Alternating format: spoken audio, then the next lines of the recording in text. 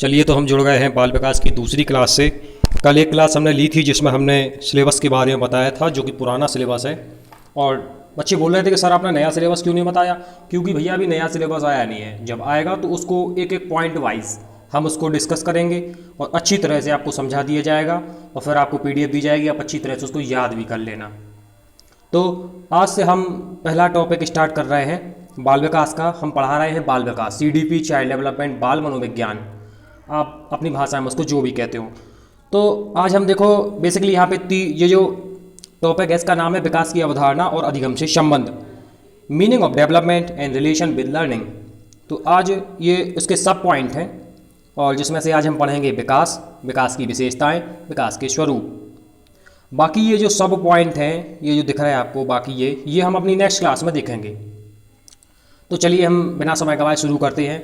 बाकी कुछ बहुत सारे क्वेश्चन लोग पूछ रहे थे, तो भैया जो भी तुम्हारे क्वेश्चन रहते हैं वो तुम ग्रुप में तो तुम लोग नहीं पूछ सकते, पर्सनल मैसेज कर दिया करो मुझे, या इस वीडियो के, या वो पुराना वीडियो है या जो अगला वीडियो आएगा उसके नीचे तुम लोग कमेंट कर दिया करो। जो भी तुम्हारी प्रॉब्लम है वो मुझे तुम कमेंट करो, मैं उसमें सुधार करूँगा। और बाकी जो भी तुम्हें पढ़ना है, जितने मिनट की तुम वीडियो देख सको ये भी बता दिया करो कि सर इतने मिनट की वीडियो बनाओ, तो मैं उतने मिनट की वीडियो रखूँगा। चलिए तो अब हम शुरू करते हैं। विकास, बेसिकली ये दो कॉन्सेप्ट आते हैं एग्जाम में सीटेट के, एक विकास, एक वृद्धि। घूम फिर के ढेर सारी बातें इसी के अंतर्गत की जाती हैं। यदि आपको विकास और वृद्धि एक बार अच्छे से समझ में आ गया, विकास और वृद्धि ये दो कॉन्सेप्ट हैं, यदि ये दो कॉन्सेप्ट आपको अच्छे से समझ में आ गए तो ये मान के चलो कि आपको कितना भी घुमा दें आप क्वेश्चन कर लेंगे। तो वृद्धि क्या है, पहले मैं वृद्धि बता दूं, क्योंकि वृद्धि एक छोटी चीज़ है और विकास एक बड़ी चीज़ है। तो पहले मैं वृद्धि बता दूं, वृद्धि क्या है।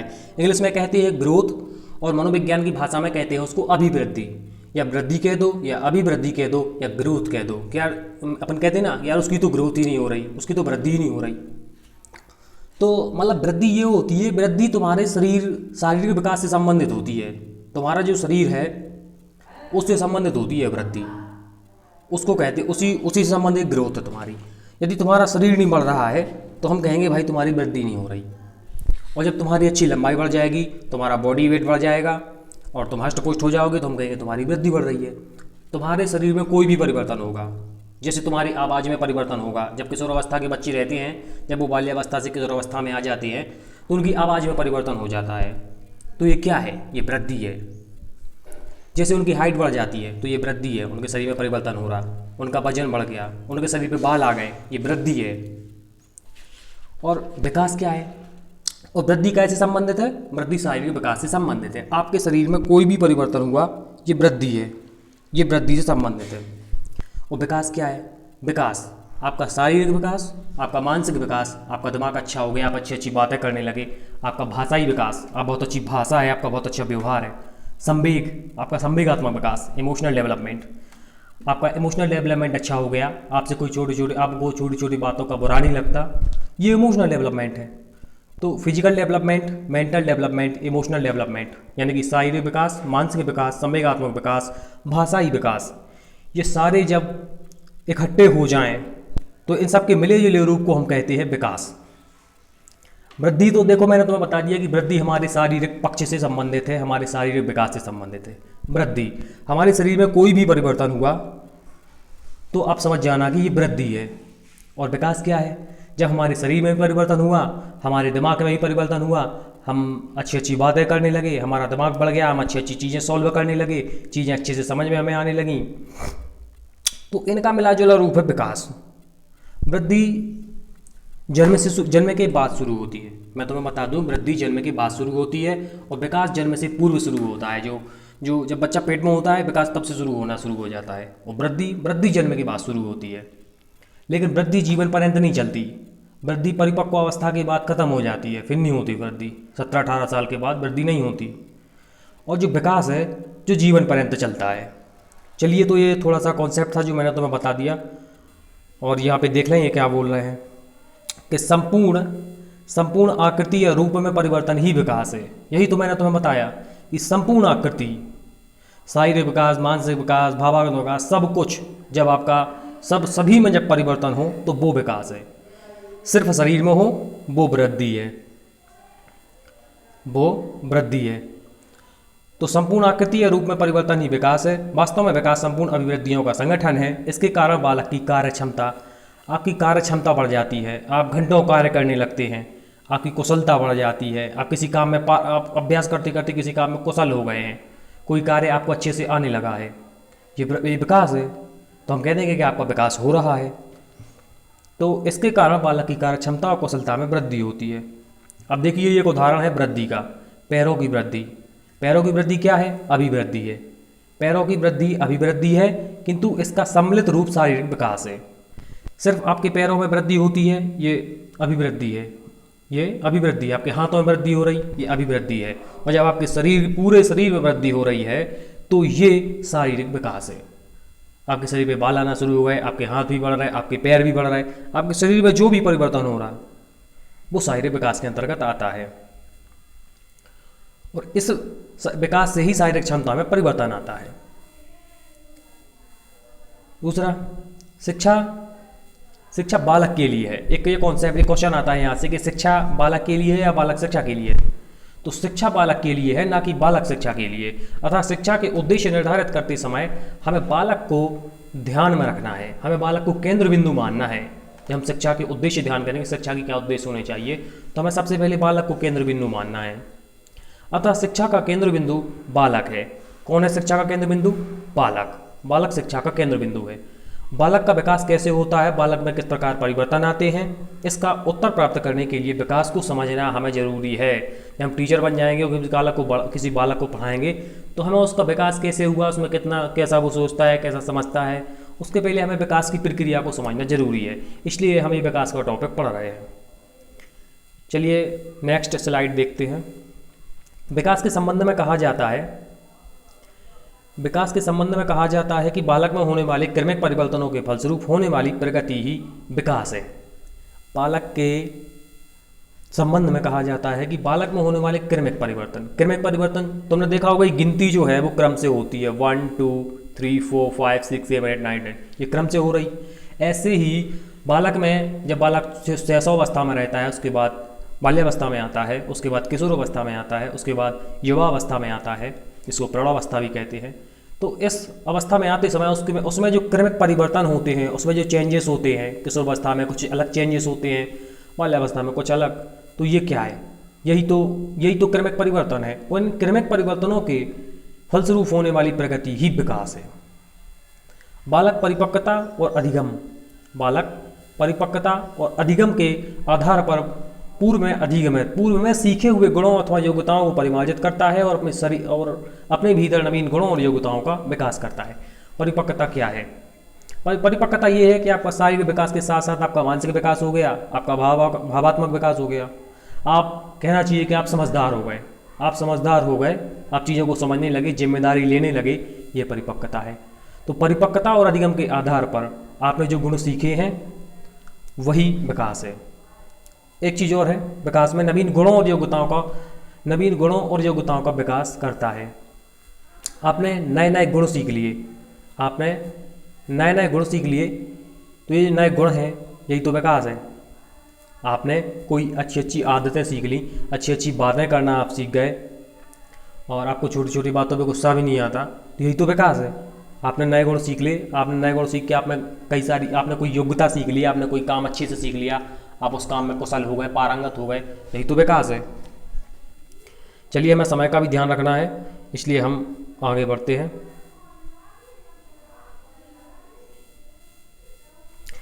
ये हरलॉक की डेफिनेशन है विकास के संबंध में, बड़े फेमस है। हरलॉक एक महिला मनोवैज्ञानिक है, ना कि पुरुष। तो इसको आप पढ़ लेना, क्योंकि अगर मैं पढ़ाऊँगा तो वीडियो और लंबी होती जा रही है। अब हम पढ़ेंगे विकास की विशेषताएं, कैरेक्टरिस्टिक्स ऑफ डेवलपमेंट। तो विकास की विशेषताएं, जैसे हम कहते हैं कि भाई भगवान राम में क्या अच्छाई थी, उनकी क्या विशेषताएं थीं, तो यही विकास की, यही उनकी अच्छी क्वालिटी जो थी वो हम बताते हैं। तो यहाँ पे विकास की अच्छी बातें बताएंगे। विकास प्रगतिपूर्ण श्रृंखला के रूप में घटित होता है। इसका मतलब है कि विकास की एक श्रृंखला होती है, क्रमबद्ध होता है, 1 2 3 4 5 के फॉर्म में होता है, मतलब, और प्रगतिपूर्ण होता है, मतलब हम अच्छी आदतें सीखते जाते हैं और क्रम से सीखते जाते हैं। ये होता है विकास में। विकास में हम अच्छे अच्छे गुण सीखते हैं और क्रम से सीखते जाते हैं, लगातार सीखते जाते हैं। विकास कभी रुकता नहीं है, विकास कंटिन्यूअसली होता है। आगे जब हम विकास के सिद्धांत पढ़ेंगे तो उसमें आपको ये हम बताएंगे। इसके बाद दूसरा है, विकास में क्रमिक परिवर्तन पाए जाते हैं और विकास में निरंतरता। विकास में क्रमिक परिवर्तन पाए जाते हैं और विकास में निरंतरता पाई जाती है। विकास निरंतर होता है, लगातार होता है, रुकता ही नहीं है। जन्म उसको क्या बोलते हैं, प्रीनेटल स्टेज से शुरू होता है, प्रसवपूर्ण अवस्था से, और जीवन पर्यंत चलता है, निरंतर चलता जाता है। यह परिवर्तन अविराम गति से चलते हैं। अविराम गति से मतलब लगातार, रुकते नहीं है। और विकास किसी अवस्था में सामान्य नहीं होता। ये मैं आपको नेक्स्ट वीडियो में जब विकास के सिद्धांत पढ़ाऊंगा तो वहाँ बता दूंगा। इसके बाद अगला है, क्रमिक परिवर्तन एक दूसरे के साथ, क्रमिक परिवर्तन एक दूसरे के साथ किसी न किसी रूप में संबंधित होते हैं।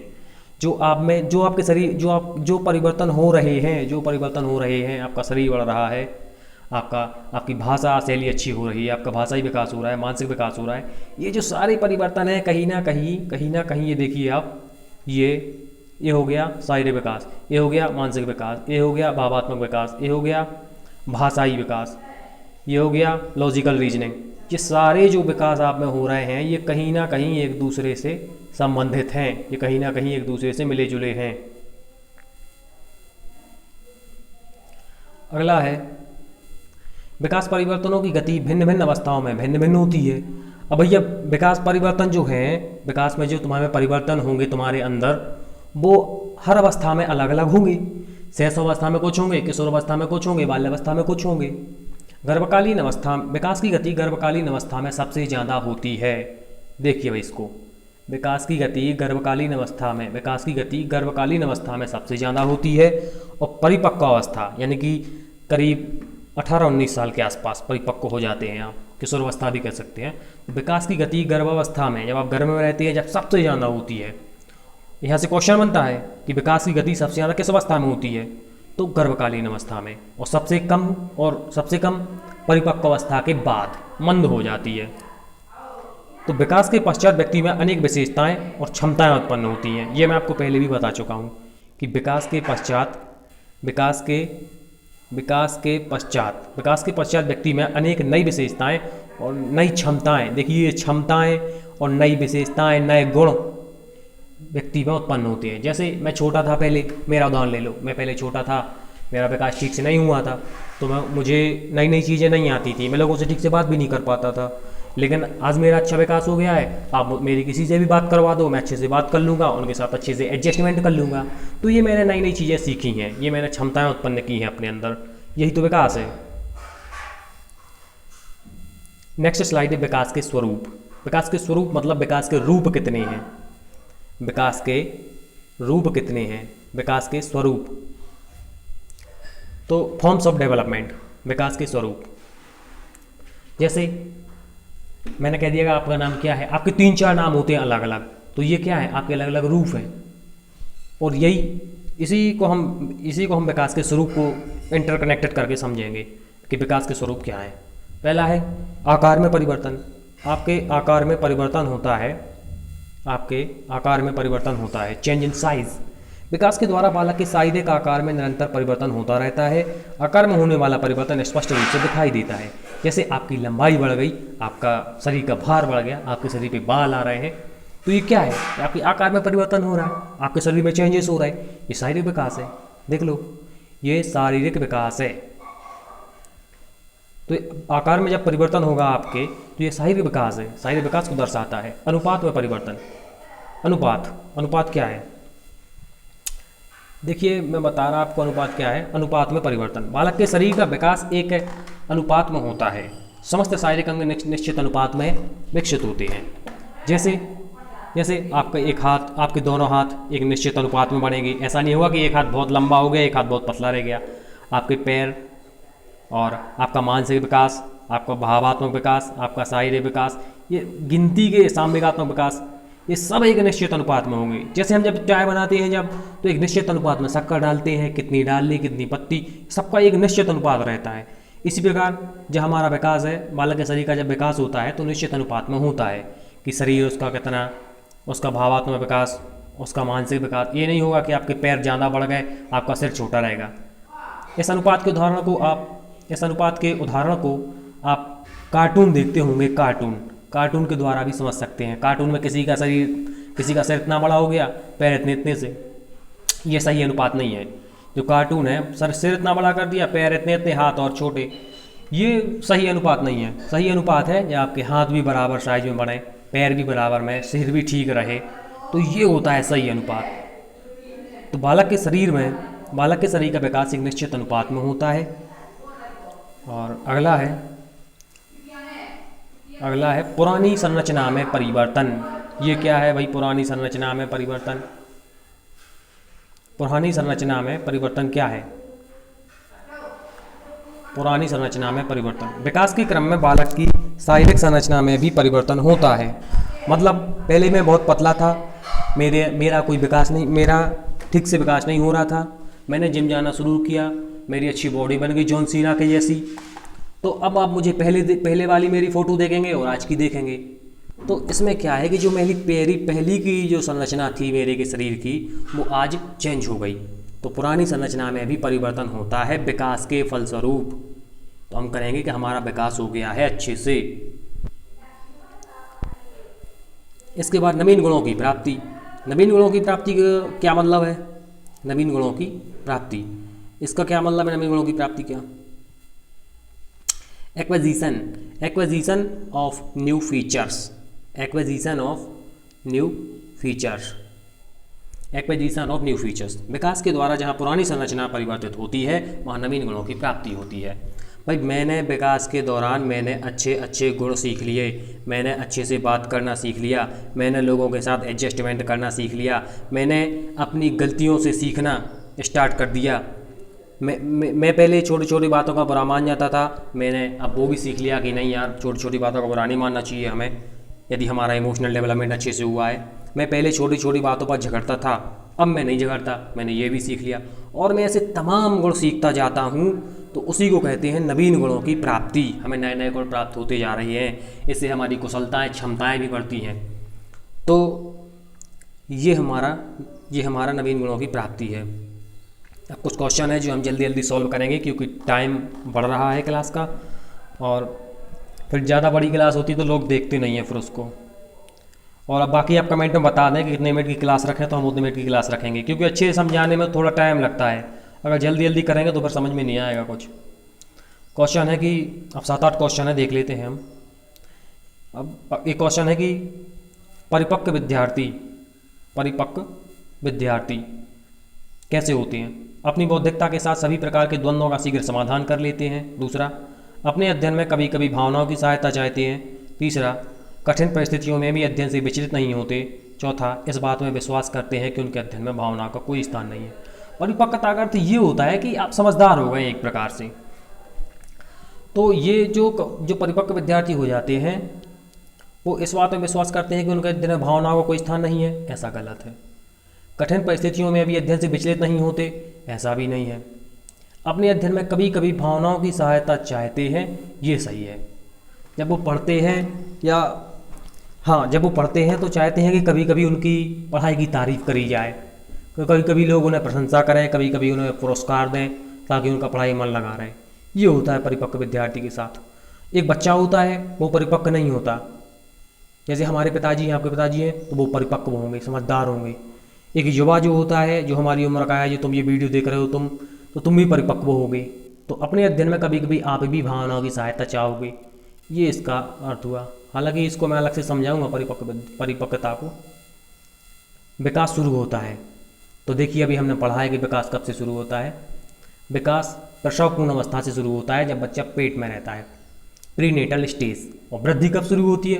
वृद्धि जन्म से शुरू होती है। विकास प्रसवपूर्ण अवस्था से शुरू होता है। और ये क्वेश्चन है कि निम्नलिखित में से डैश के अतिरिक्त सभी वातावरणीय कारक विकास को आकार देते हैं। वातावरण का ऐसा कौन सा कारक है जो विकास को आकार देता है? एक को छोड़ के, तो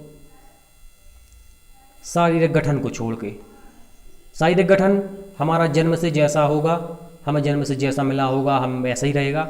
बाकी वातावरण की क्या भूमिका है? वातावरण में आपको अच्छा भोजन दिया जाएगा, पौष्टिक आहार, संस्कृति, आपके समाज में रहते हैं वहाँ पे कितना अच्छा वातावरण है, शिक्षा कितनी अच्छी मिली है, कितने अच्छे स्कूल में पढ़े हैं, कितनी अच्छी शिक्षा ली है आपने, ये वातावरणीय कारक हैं, ये विकास को आकार देती हैं। ये जो है शारीरिक गठन, ये जन्मजात कारक है, वातावरणीय कारक नहीं है ये।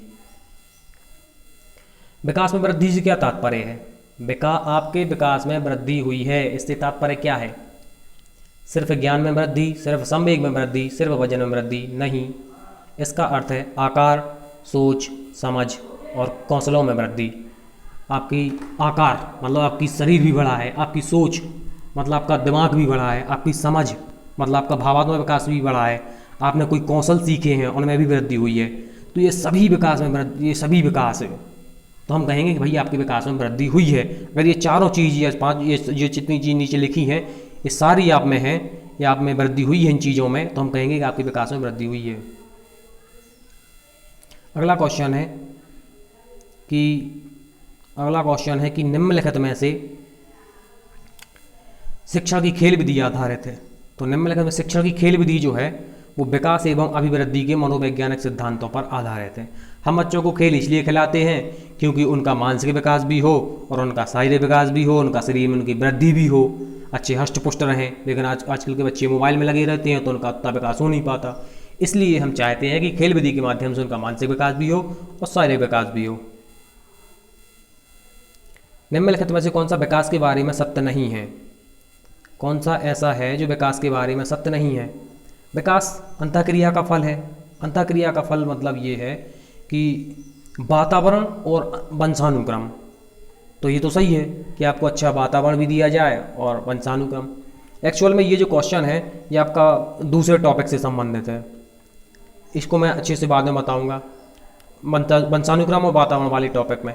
लेकिन यहाँ आप यही समझ लो कि वंशानुक्रम मान लो कि आपको जन्म से अच्छी बुद्धि मिली है और आपको अच्छी शिक्षा भी मिली है, आपको अच्छा वातावरण भी मिला है, तो आपका विकास होना तय है, अच्छा विकास होगा आपका।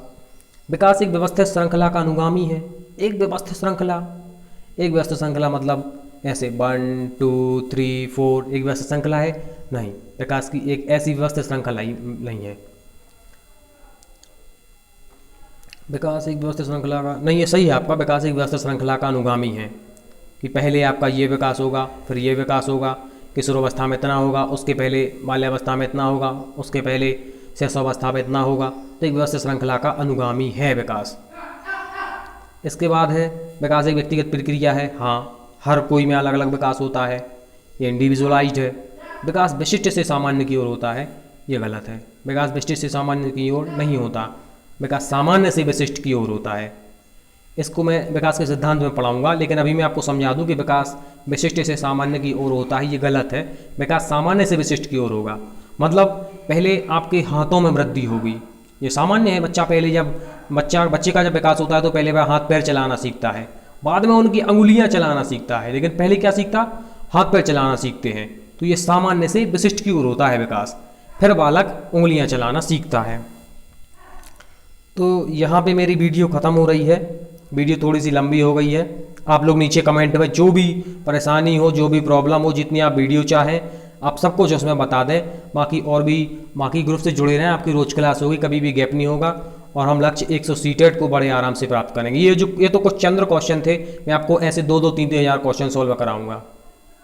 चलिए ठीक है, नमस्कार।